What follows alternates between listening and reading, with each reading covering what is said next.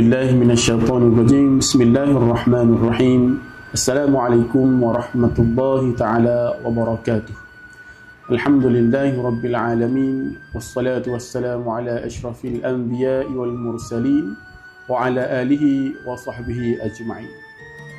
Alhamdulillah, bersyukur kita kepada Allah Subhanahu wa taala kerana masih lagi dipertemukan dalam majlis ilmu kita pada hari ini. Dan juga alhamdulillah bersyukur Allah Subhanahu wa taala kerana kita masih lagi diberi peluang oleh Allah Subhanahu wa taala untuk kita menjalani ibadah puasa dan juga untuk kita menjalani bulan yang mulia, bulan Ramadan al-Mubarak. Jadi dalam bulan Ramadan ini Allah Subhanahu wa taala menjadikan satu malam dalam bulan Ramadan ni, dalam 30 hari bulan Ramadan, Allah Subhanahu wa taala menjadikan satu malam, yang mana malam itu adalah satu malam yang istimewa. Satu malam yang istimewa dalam bulan Ramadan, yang mana padanya dilipat kali gandakan ganjaran kita pada malam tersebut, iaitu dinamakan sebagai malam Al-Qadar, ataupun kita sebut juga dia sebagai Lailatul Qadar, insya-Allah. Sebagaimana firman Allah Subhanahu wa taala, a'udzu billahi minasyaitonir rajim. Bismillahirrahmanirrahim. Inna anzalnahu fi lailatul qadr. Wa ma adraka ma lailatul qadr. Lailatul qadri khairum min alf syahr. Shadaqallahul azim. Surah Al-Qadr ayat 1 hingga 3. Maksudnya, inna anzalnahu fi lailatul qadr. Kami telah menurunkan Al-Quran pada malam Al-Qadar. Wa ma adraka ma lailatul qadr.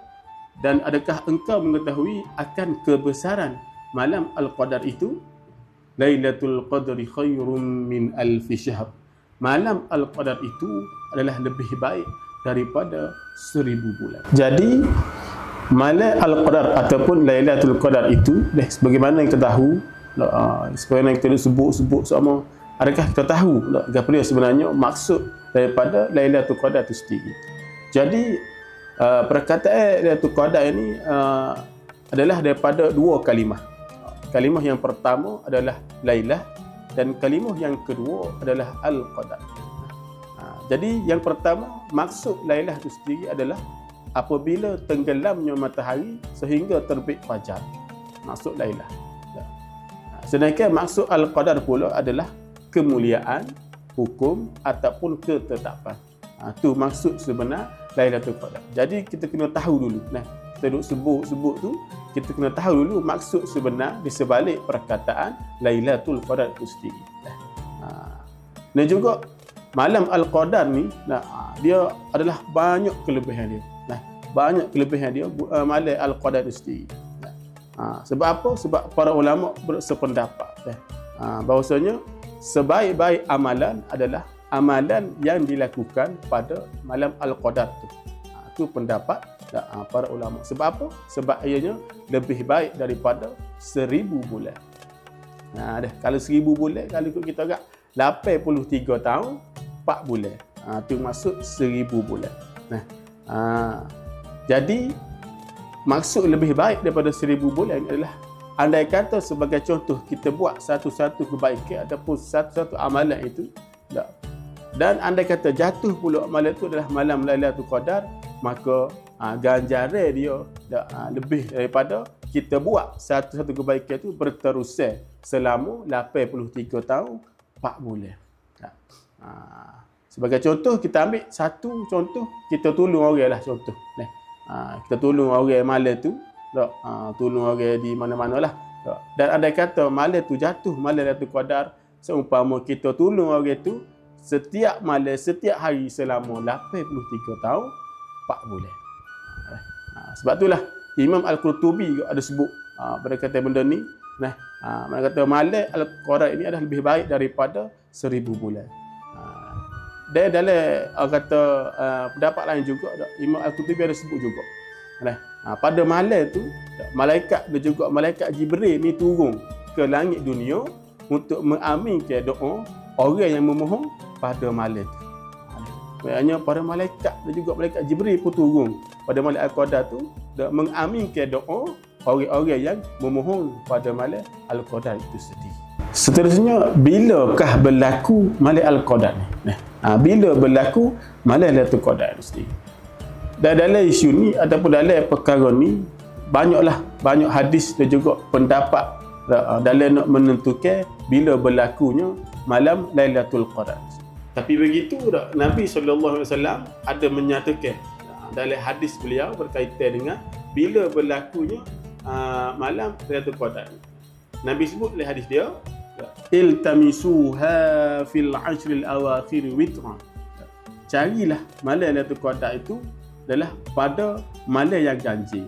Hadis riwayat Ahmad. Nabi sebut dalam hadis dia, dalam 10 malam akhir Ramadan itu, carilah Lailatul Qadar pada malam yang ganjil. Jadi sini ada dua benda. Nabi sebut yang pertama, malam Al-Qadar adalah berlaku pada 10 terakhir bulan Ramadan. 10 akhir bulan Ramadan. Yang kedua, dalam 10 akhir bulan Ramadan itu adalah pada malam yang ganjil. Ini berdasarkan hadis yang Nabi sebut tadi. Yang mana 10 akhir Ramadan, malam yang ganjil 21, 23, 25, 27 dan juga 29. Itu di antara akan berlakunya malam Al-Qadar.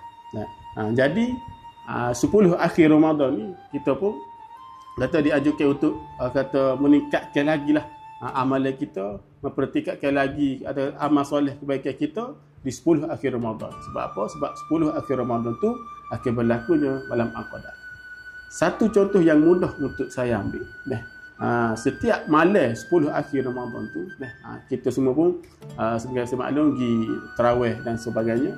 Satu contoh mudah untuk saya ambil, kita bersedekah setiap malam 10 akhir Ramadan hanyalah Riyal ataupun RM1 ya, setiap malam Riyal.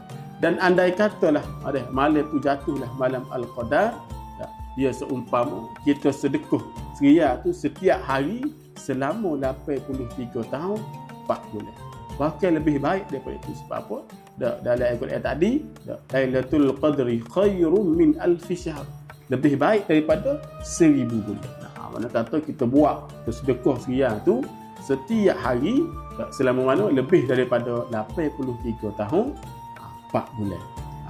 Jadi di 10 akhir Ramadan tu kita kena sungguhlah mempertingkatkan amalan kita, mempertingkatkan amal soleh kita untuk kita mencari malam Lailatul Qadar. Dan sebab apa? Sebab apa Allah SWT kata susut ataupun menyembunyikan bila berlaku Lailatul Qadar? Sebab apa? Di antara sebab Allah SWT kata tidak royak ataupun menyembunyikan malam Lailatul Qadar ni sebab apa?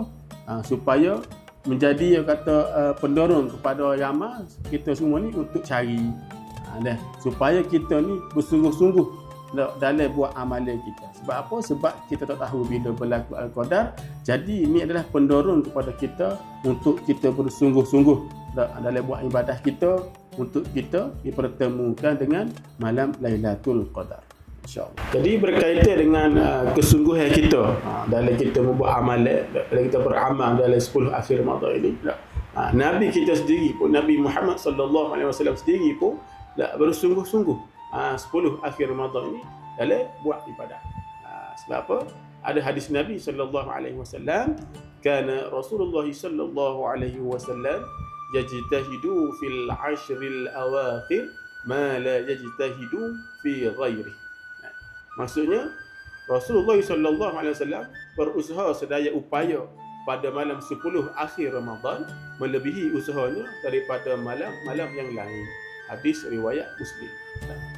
Mana kata dalam hadis ni menunjukkan bahawasanya dalam 30 hari Ramadan itu, bila tibanya 10 akhir Ramadan, kata Nabi kata bersungguh-sungguh sedaya upaya tak melebihi daripada malam-malam yang sebelumnya.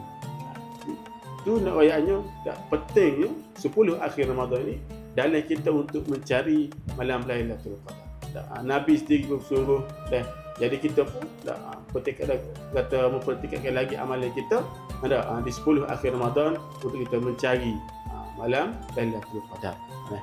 Jadi sebagai natijahnya jelaslah kepada kita menunjukkan bahawasanya kata betapa mulianya dan agungnya malam Lailatul Qadar itu sendiri sehingga melebihi 1000 bulan.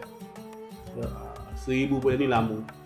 Andai kata jatuh pada malam itu kita buat amal baik melebihi 1000 bulan. Setiap hari melebihi 1000 bulan. Jadi justru itu, jadi marilah kita sama-sama memperhatikan amal ibadat kita, memperbanyakkan lagi amal ibadat kita di 10 malam akhir Ramadan. Kita pun nak sapa dah ni 10 akhir Ramadan. Jadi kita bersedialah semua untuk kita kata percutan akhir lah untuk kita meningkatkan lagi amal ibadat kita di 10 akhir Ramadan. Mudah-mudahan Allah Subhanahu Wa Taala menggunakan kita Lailatul Qadar dengan diisi dengan amal kebajikan dan menghidupkan amal tersebut.